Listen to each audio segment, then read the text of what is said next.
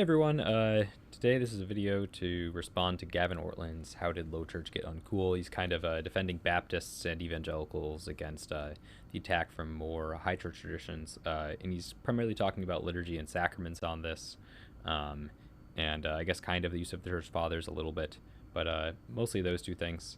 And let's just jump right into it. I'm playing at 1.5 because it's going to take forever to get through otherwise. Have you noticed that low church traditions seem to be getting more uncool these days, more than usual? I'm really curious if I'm the only one who notices this, or if others have put in the comments if you sense this. Basically, kind of becoming trendy to look down on Baptists, non-denominational Christians, other expressions of low church evangelicalism. It seems like actually there's a growing tension within Protestant circles between the high church traditions that have more of an emphasis upon tradition and liturgy, like Anglicanism, Episcopalianism, Lutheranism, some forms of Methodism, and Presbyterianism, versus the low church expressions. Now, I'm not talking about disagreement or concern. I'm talking about an attitude towards low churchism, let's call it that, that goes beyond disagreement into kind of contempt and disdain, as though these Christians were sort of, I don't know, this odious, disgusting thing. I mean, I'm putting it a little strong, but, you know, this kind of vibe against them, like they're this unsophisticated, ignorant, kind of not good for much kind of thing. Now, the same thing happens in the other direction. The low church traditions often look at the high church traditions with more than just mere disagreement, but with a kind of contempt. Usually here, it'll be more like they're hypocrites, they're Pharisees, they're formalists, they're stuck in their traditions, they're relying upon outward ceremonies, and they don't have an inner heart to what they're doing, and so on and so forth. But I think the condescension in this direction toward the low church traditions is having a moment right now, and again, I'm curious if that's just anecdotal to me or if other people see that. Let me know. Yeah, so I'm another person, so I'll let him know. I think he's correct. I do think in general the animosity has been, at least in U.S. culture, has been more historically from this low church side to the high church side for the exact reason he states. And now, at least online, I think the tide on that has begun to shift. And also, particularly around younger men probably is true. That's my experience too. So I think Gavin's correct.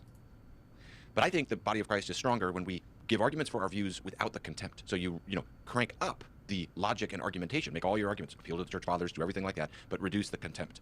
And therefore, I want to speak to this. Let me start with an observation from John Newton. He said, self-righteousness can feed upon doctrines as well as works. I think about that quote a lot. I think it's so true, and I think it's true for church traditions as well. I think it's possible to feel self-righteous about which Christian tradition we belong to. So if you remember the Pharisee in Luke 18 who prays, God, I thank you that I'm not like those other people. I fast and I tithe and I do these various things. See a contemporary analog to that. We can say, God, I thank you that I'm not like those odious non-denominational Christians. I worship with traditional liturgy, beautiful architecture, clerical vestments, high view of the sacraments, etc., etc. Again, it can go in the other direction. People can be kind of contemptuous of those who do have those things. But how do we know when we're falling into this? I think the key, we know when we're having self-righteousness about our distinctives, when we have contempt for other people. And the reason I say that is because of how Jesus introduces this parable for those who trusted in themselves that they were righteous and treated others with contempt. You can see on the screen there what I've underlined and put in bolded. Contempt often reveals self-righteousness. How you treat other people reveals what kind of gospel you're functionally working with. The horizontal reveals the vertical. The social reveals the theological, etc. It's a fascinating thing to think about. And we always want to test our hearts with this. So while we're stating our disagreements, whenever we get into contempt, we want to just be open to asking the Lord to help us repent and go back to Christ alone for our justification. Now, Yeah, I think he's correct here that this is a danger that really anyone can fall into from both sides. Uh, yeah, it's easy to have contempt for other people and think of yourself as righteous. I would like to push back on this a little bit though, because um, he seems to be using contempt here to mean throwing insults or something like that, and or also having like this self-righteous attitude and thinking down upon other people. And yeah, all of that is problematic when that is actually happening. And he's also correct that this happens from both sides.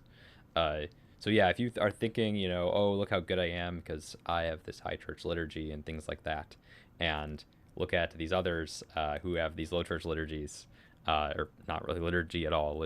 They're non-liturgical. They do contemporary worship stuff. I suppose it's debatable whether or not that's actually non-liturgical or not. In some sense, everyone has a liturgy. But yeah, I mean, if that's actually what's going on, for sure, that's a problem. And this does happen online. You see it.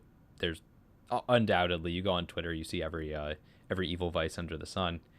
We don't need to just dwell on it constantly. But yeah, he's absolutely correct to point it out. But I would like to push back on the idea that there shouldn't be contempt outright if contempt means, you know, looking down on things that are unbiblical, because things that are unbiblical, like, actually do deserve some contempt. Now, that doesn't mean insulting the people or thinking that the people who do that are in mortal sin or something like that.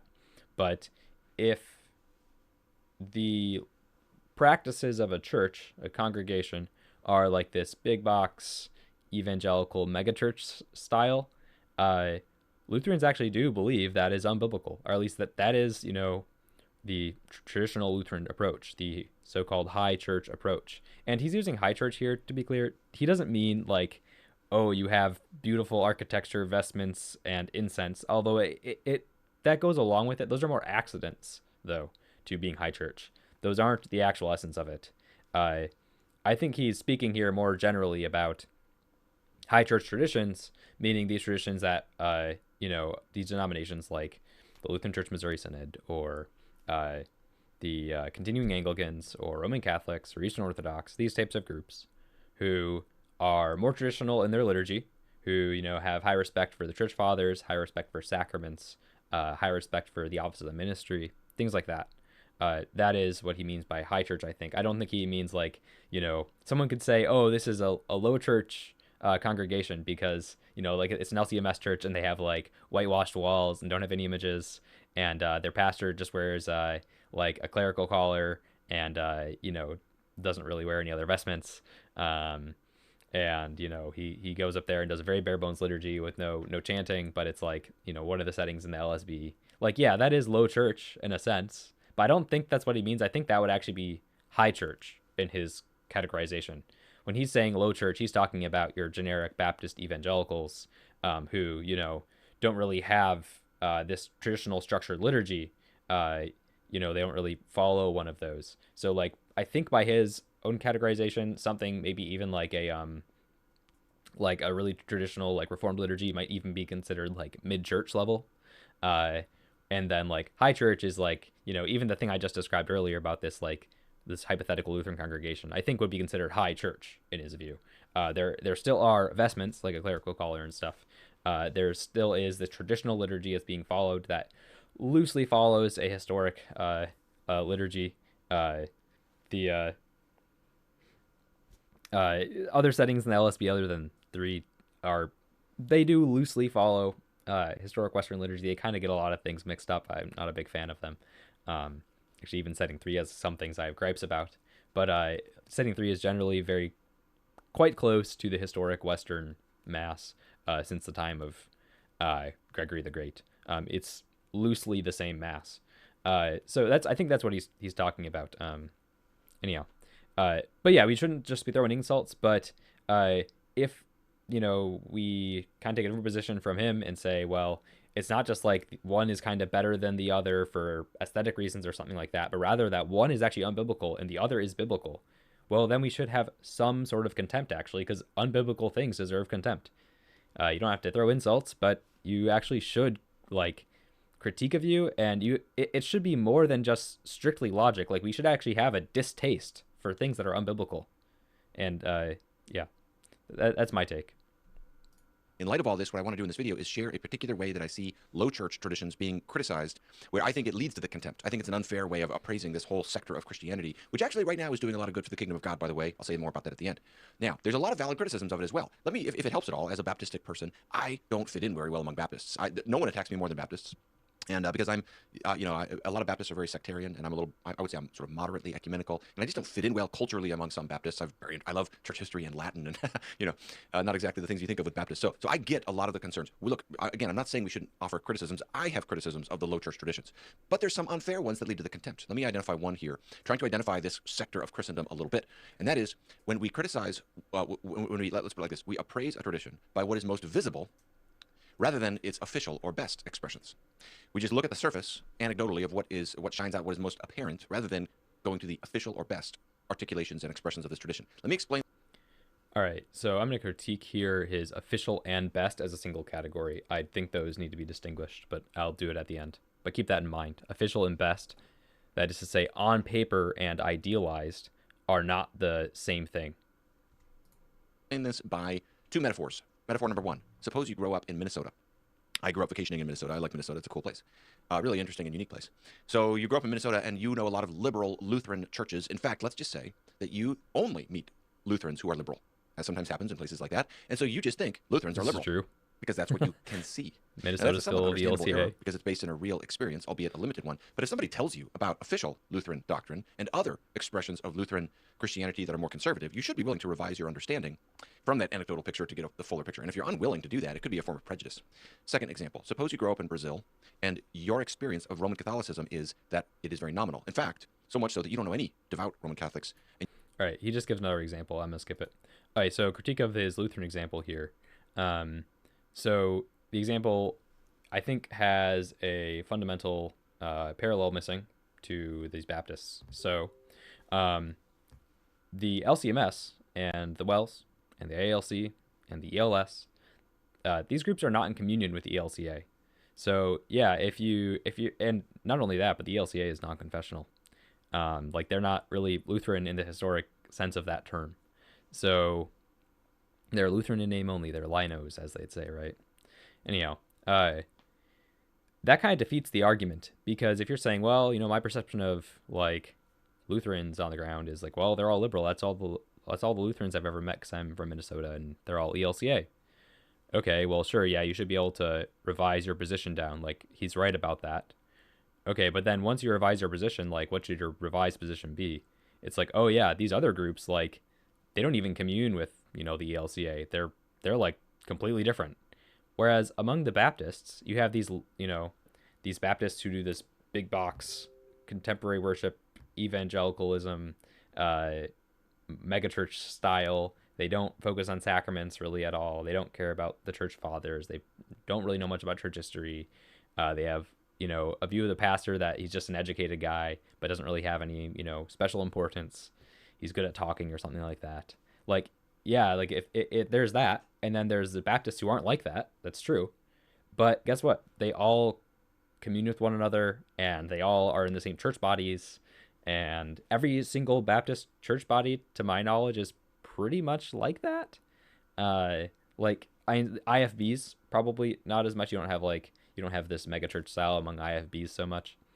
But like other Baptists actually, like other than IFBs are actually like this. And IFBs are an interesting group because they're like all they're like all like separate, so a lot of them do actually practice close communion with like only their congregation, or on a case by case basis.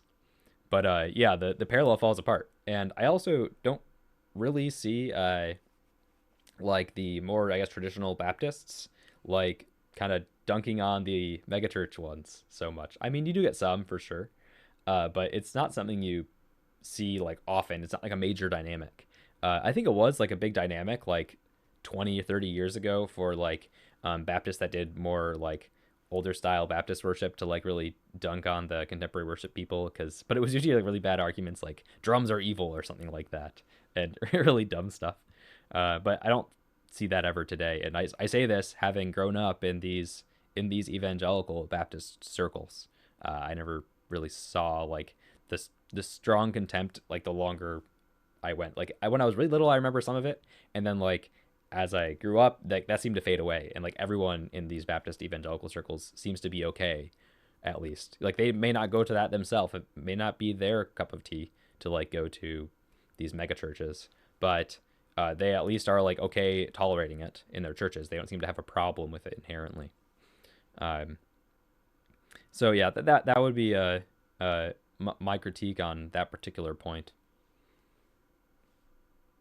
I feel like I had another point, but I'm not remembering it right now. Phenomenal. Let me give an example. Baptist view of the sacraments.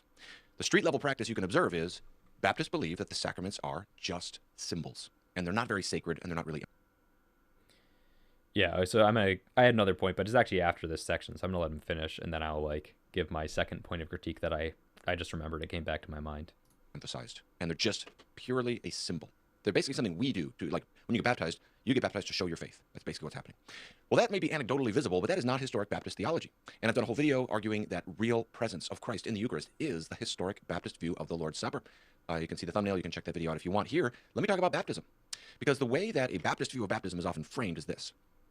Okay, so he's going to just got to unpack this a lot, but I'm going to skip most of that. What he's going to unpack here is that the historic Baptist view of baptism is not that it is purely a symbol, and same with the Lord's Supper. It is not purely a symbol. It's not just something you do for God or something like that. but rather that these are actually means of grace, that they're signs and seals of God's grace and his salvation for us. And that's true. That's the historic Baptist position for the most part. I will say that does like seem to fade away in the 1800s, which is like quite a long time ago now. It's like the historic Baptist view. I mean, like that's true from like the 1500s and Baptist start, late 1500s that is, up through like into the mid 1800s. But like yeah, that's like one chunk of history for sure. That's about what roughly we'll say like 250 years. But guess what? The 1850s, that is 170 years since now. So like you have this 250-year period and then an 170-year period, and they have different views. And which one's the historic view? They're both like sure 250 years is longer than 170, but like they're somewhat comparable periods. And sure, yes, the 250 years is before the 170 years, so maybe it's historic in the sense that it's older. But like you can't just discount the fact that like since like the mid 1800s, like this view of Baptist sacraments that he's espousing, like really, falls off a cliff. Like yeah, it was the predominant view. It is still certainly around in the mid 1800s, but it's like dropping. And then into the 20th century, it's like really dropping, and it's like fallen out of use. And like by the modern, time, by contemporary period, since like I don't know, the like 1960s or 70s or something like that, it seems to be like a really small minority view. So like it's hard to say if that this is the historic view. But I'm going to grant that it's the historic view for a second, because that's kind of really a minor critique. I think the bigger critique here is what I said earlier, that this being the historic view, this is kind of an idealized version of something, that doesn't make it relevant necessarily.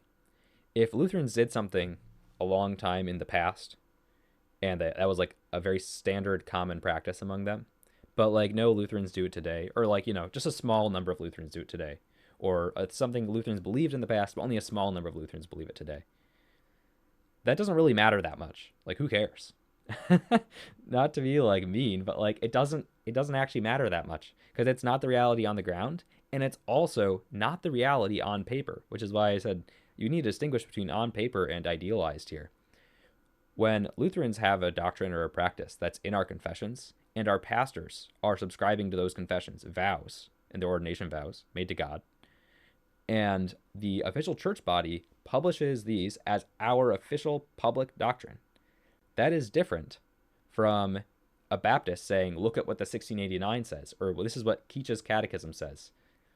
Because no big Baptist church body subscribes to those. And I mean, like, none of them. Like, I looked, actually, I did research on this, like, a few years ago, and I went through, like, all the big Baptist denominations down to, like, all these really small ones I could find that had at least like 30 congregations. That was the number I shot for. Does it have 30 congregations? That was like the number that I was like shooting to see if, it's a relevant church body. Of course, if you have like 30 congregations only, that hardly makes you relevant to the national scene. But that was like my benchmark.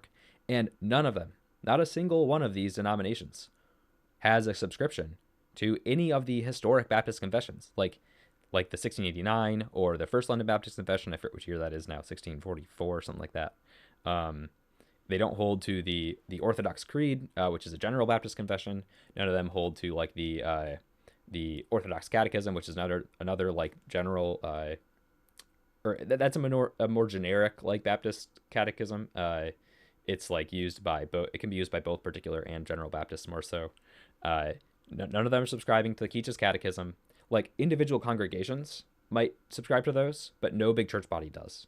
So saying X, Y, or Z thing is the historic Baptist position, it doesn't even matter on paper, because none of these church bodies on paper actually subscribe to that.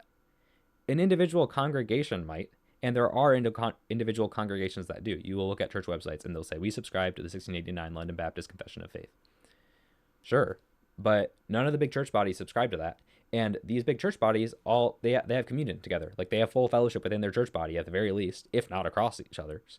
So this like idealized reality is asking us to look at the bigger picture and say, look, Baptists historically believed in this baptismal efficacy, very similar to most of Presbyterians or Continental Reformed.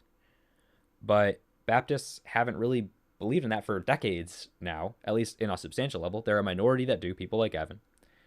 And it's not in the official confession of any of these church bodies. Whereas in a Lutheran church, if someone, for example, is, doing like big box megachurch style, worship, I can actually say that pastor vowed to God that he would uphold Article 24 of the Augsburg Confession, which says that we retain the Mass with all its usual ceremonies, including the vestments, prayers, etc. And I can say, hey, look, he's violating that. He's violating his vows, and he's violating the public confession of the church body that he is a part of. But Baptists can't say this because none of the big Baptist bodies subscribe to those confessions. So this idealized version, he wants us to say well, there's this idealized version of Baptists out there who 1% of Baptists make up this group. I'm throwing out a number, 1%, 5%, let's say 5% of Baptists believe this thing. It's not a really relevant argument. Why am I being asked to broaden my horizon because 5% of a group do something? It's okay, I can recognize that. Sure, there's this 5% of Baptists that believe this thing. Okay, what about the 95? And why are you in full fellowship with them? Why are you in their church body? Why are you part of the Southern Baptist Convention if 5% of you have this view and the other 95% have this wildly different view, they're provisionists or something, and you're reformed? Provisionism, provisionism and Calvinism, these are very at odds views. They are really, really at odds. And yet you have these provisionists and these Calvinists in the same church body. And provisionism is so against the 1689 confession of faith that it just doesn't line up. And by the way, this goes for other confessions of faith, like the New Hampshire Confession of Faith, and which these other ones, Philadelphia, etc. So yeah, I don't think this appeal to this idealized view holds much water at all. Yeah, because it's just not even the on paper position. Let's see. He had a note here too. He also makes a note. Let me try and find this. I'm not going to find it. He says that Baptists are an extension of the Reformed tradition. He says this he's talking about baptismal efficacy and spiritual presence in the supper, and saying, look, Baptists agree with the Reformed. So they're this extension of the Reformed tradition. They largely draw historically from Reformed theology, and that's kind of true historically, kind of. And the reason I say kind of is because you could say the same thing about Remonstrants. The Remonstrants also draw from John Calvin and draw from Zwingli, and they use those authors, and they largely have a really similar framework to the Reformed. They have covenant theology and all these types of things. But are the Remonstrants part of the Reformed tradition? Kind of is the answer. It's they sort of are, but they're also really distinct because the Reformed literally kicked them out. And the same thing is true for Baptists. Baptists were kicked out of these Reformed groups or voluntarily left, one of the two, depending on the group. And they do have a lot of similar theological framing, but they're also pretty distinct in a number of ways. 1689 federal theology is distinct from what you'll see in Presbyterian covenant theology. They are both a type of covenant theology, but they're different. So the answer is, are they the same? They're kind of the same. Or it's kind of not the same, sorry, kind of. Baptists are kind of an extension. I think extension is the word he used. Kind of an extension of the Reformed tradition. Now, he makes one more comment here I want to reply to somewhere. But technically, it doesn't cause them to be the monarch. Technically, they are where the blood is representative of the larger complex of events. Yeah. Comes against us. We're trying to read the book of Acts, and every single time baptism... So here he's just defending the Baptist view of baptism against baptismal regeneration. Dialogues, one with Jordan Cooper, one with Trent Horn. Those might be of interest. Or if you just want to get a more succinct argument, framework. Okay, baptismal regeneration, it's the cause. The putting on of the water in the name of the Trinity as cause. Okay, why might someone go with that middle category? Yeah, let's see. Just, encourage us. This is a way, just like if you want to be fair to Lutherans, you need to say, well, hey, I may have seen a lot of liberal Lutherans, but there's a lot more out there. Or fair to Catholics, or he frames it all differently in the Summa Theologica, but he also allows for regeneration prior to your baptism by water. Oh, here it is. Centricity in Gerhard. Francis Pieper has a similar, Okay. namely where God regenerates a person prior to their baptism. Here's the word has done. Now, someone might say, well, sealing and confirming, that's not a big deal. That's not that much. So he's going to respond to the argument that sealing or confirming or being a sign of salvation is not very much. That's like really close to strict symbolic view of baptism or something like that. He's going to push back, and here's his argument on the pushback. That's just, but the thing is, this is the same kind of language that the Lutheran scholastic theologians will use to describe what they regard as the exceptional cases, which almost all proponents of baptismal regeneration can affirm, namely where God regenerates a person prior to their baptism. Here's the great Lutheran theologian Johann Gerhard. When, therefore, they are baptized who have already been regenerated through the word as a spiritual seed, they have no need of regeneration through baptism, but in them, baptism is a confirmation and sealing of regeneration. Sounds a lot like what Lawrence just said. And other Lutherans will have a similar conception. I don't think that's an eccentricity in Gerhard. Francis Pieper has a similar idea that regeneration can happen prior to baptism, and when that is the case, baptism then is the confirmation and sealing of regeneration. That's very similar to a Baptist view. Okay. No, it's not similar to a Baptist view, because the terms sign and seal confirmed are being used equivocally. So, yeah, it's similar in language to a Baptist view. I'll concede that much. But in language, it's just semantics. So there's actually not substantial agreement there between those two views. When Baptists say it's a sign and seal, confirming thing, because in Gavin's case, this is coming from a Calvinist framework, the way they're using that is, it's true that it is a means of conveying grace, but it's not attached to the moment that the act is done. First of all, it can be, in fact, sometimes it's not attached at all, because it's only effective for the elect, and it may come at a later time. So that grace is you have this moral instrument of grace that on the occasion of baptism, grace is given to the elect, and maybe actually in the future though. That's what Baptists mean when they say it's a sign and seal. When Lutherans say it's a sign and seal, they really mean that at that moment, and regardless of whether the person will at the end persevere, or whether they'll fall away in the future, or fall away and come back, etc. That is effective grace in the moment, and not only is it effective in a sense of a generic moral instrument, rather the grace is actually attached to the water, the physical water, and is bestowed upon the person. So there's debate about moral versus physical instrumentality here. I'm not going to get into the nuances of that debate, but if you look at the traditional Easter liturgy, the grace is clearly being attached to the physical water. Okay, so this is not a moral instrument, and it is given to everyone who receives it at that moment. So this is definitely a different thing than what Baptists mean, even though the same language is being used. And the reason the same language is being used is because both traditions are drawing on Augustine, and Augustine uses this type of language.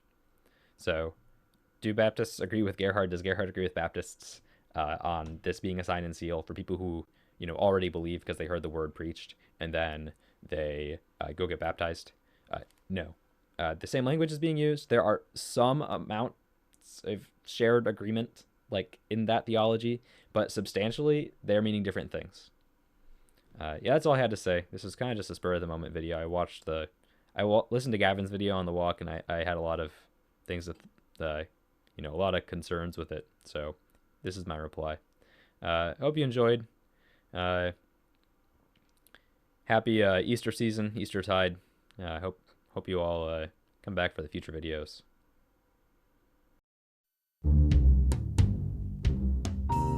Hey everyone. Thanks for watching another Scholastic Lutherans video. If you'd like to support us, you can follow us on Twitter at Gerhard's Ghost, or contribute on Patreon at Scholastic Lutherans. There you'll get access to our Telegram chat and other perks. Links can be found in the description. Subscribe, like, or leave a comment, and have a nice day.